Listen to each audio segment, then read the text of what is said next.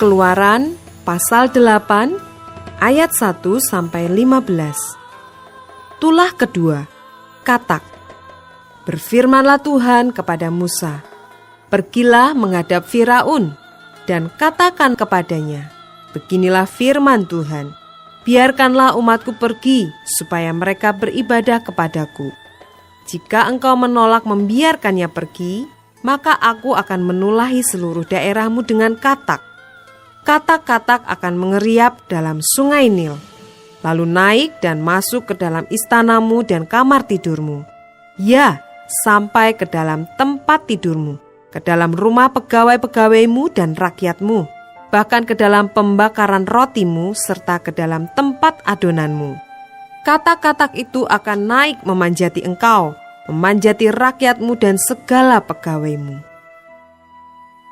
Berfirmanlah Tuhan kepada Musa, "Katakanlah kepada Harun, ulurkanlah tanganmu dengan tongkatmu ke atas sungai, ke atas selokan dan ke atas kolam, dan buatlah katak-katak bermunculan meliputi tanah Mesir."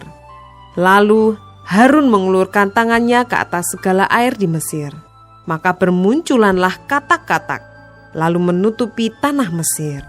Tetapi para ahli itu pun membuat yang demikian juga dengan ilmu-ilmu mantra mereka, sehingga mereka membuat katak-katak bermunculan meliputi tanah Mesir. Kemudian Firaun memanggil Musa dan Harun serta berkata, "Berdoalah kepada Tuhan, supaya dijauhkannya katak-katak itu daripadaku dan daripada rakyatku.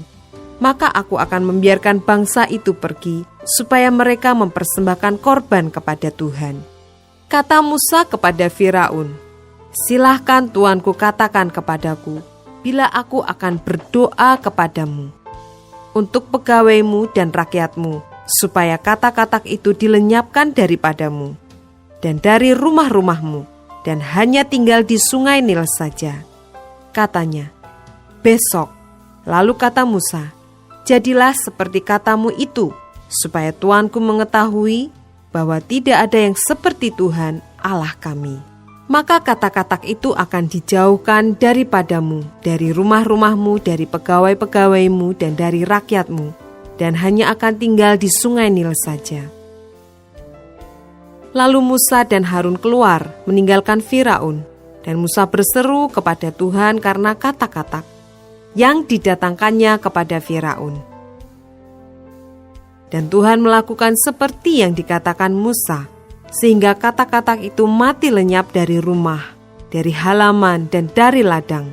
Dikumpulkan oranglah, bangkai-bangkainya bertumpuk-tumpuk, sehingga tanah itu berbau busuk. Tetapi ketika Firaun melihat bahwa telah terasa kelegaan, ia tetap berkeras hati dan tidak mau mendengarkan mereka keduanya, seperti yang telah difirmankan Tuhan. Ayat 16 sampai dengan 19. Tulah ketiga, nyamuk. Berfirmanlah Tuhan kepada Musa, "Katakanlah kepada Harun, ulurkanlah tongkatmu dan pukulkanlah itu ke debu tanah. Maka debu itu akan menjadi nyamuk di seluruh tanah Mesir." Lalu mereka berbuat demikian. Harun mengulurkan tangannya dengan tongkatnya dan memukulkannya ke debu tanah. Maka nyamuk-nyamuk itu hinggap pada manusia dan pada binatang. Segala debu tanah menjadi nyamuk di seluruh tanah Mesir.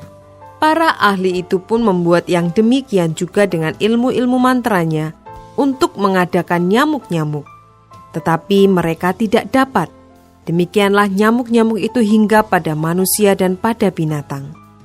Lalu berkatalah para ahli itu kepada Firaun, "Inilah tangan Allah."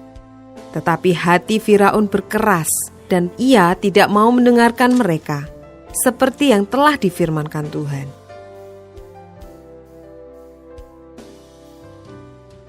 Ayat 20 sampai dengan 32. Tulah keempat, lalat pikat. Berfirmanlah Tuhan kepada Musa, "Bangunlah pagi-pagi dan berdirilah menantikan Firaun pada waktu biasanya ia keluar ke sungai. Dan katakanlah kepadanya, beginilah firman Tuhan, biarkanlah umatku pergi, supaya mereka beribadah kepadaku.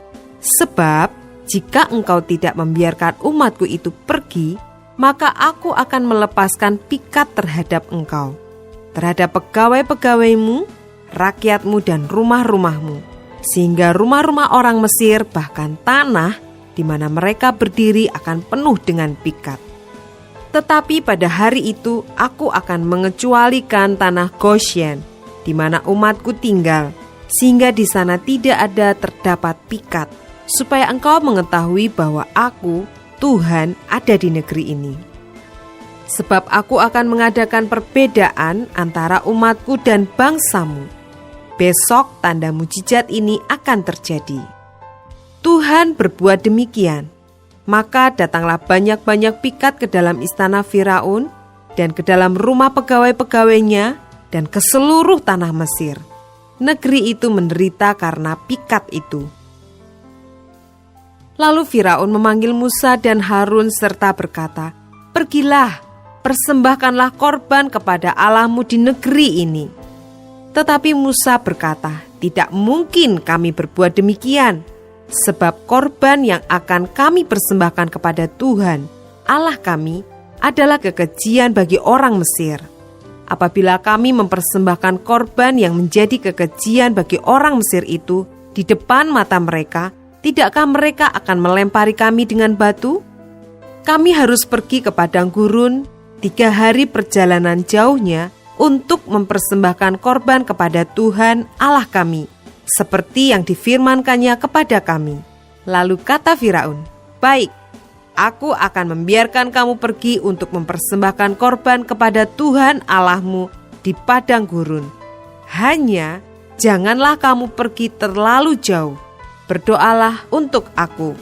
Lalu kata Musa, "Sekarang aku keluar meninggalkan tuanku dan akan berdoa kepada Tuhan. Maka pikat itu akan dijauhkan besok dari Firaun, dari pegawai-pegawainya dan rakyatnya.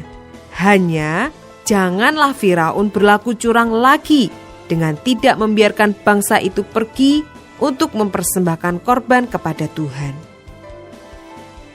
Sesudah itu keluarlah Musa meninggalkan Firaun, lalu berdoa kepada Tuhan. Dan Tuhan membuat seperti yang dikatakan Musa. Pikat itu dijauhkannya dari Firaun, dari pegawai-pegawainya dan rakyatnya. Seekor pun tidak ada yang tinggal. Tetapi sekali ini pun Firaun tetap berkeras hati. Ia tidak membiarkan bangsa itu pergi.